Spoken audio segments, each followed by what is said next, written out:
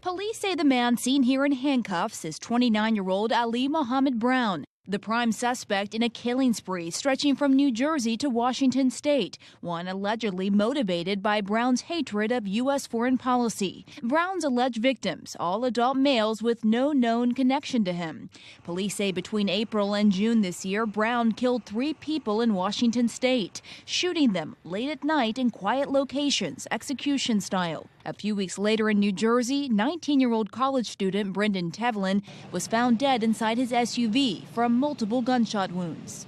When we bury somebody like that, 19 years old, we don't have any answers. Police say they traced the gun used in all of the killings to Brown. In court documents, investigators say Mohammed even confessed to the killings, citing an unusual motive. Court documents obtained by CNN say Brown told investigators he strictly follows the Muslim faith and had become angry with the, quote, evil the government was allowing to take place in the U.S.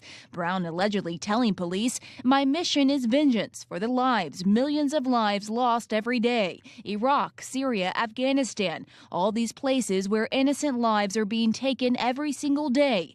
So a life for a life." Sources say Brown is a U.S. citizen and has family living in New Jersey. Brown was convicted of bank fraud in 2004 and served time in jail. At the time, reports say the FBI tried unsuccessfully to link the case to fundraising for terrorists in Africa. According to authorities, one of Brown's co-defendants later fled to Somalia to fight with the terrorist group Al-Shabaab.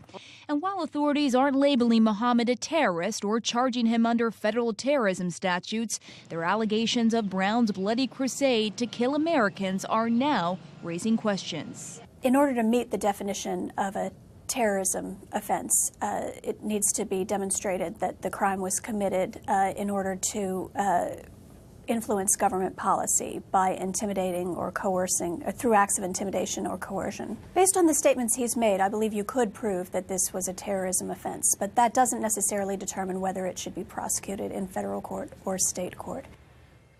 And right now, Brown faces state murder charges, which carries a possible life sentence. And in Washington state, he faces capital punishment. Authorities could also bring additional charges. And in his initial court appearance in New Jersey, Brown pleaded not guilty. We did reach out to his attorney and are still awaiting a comment.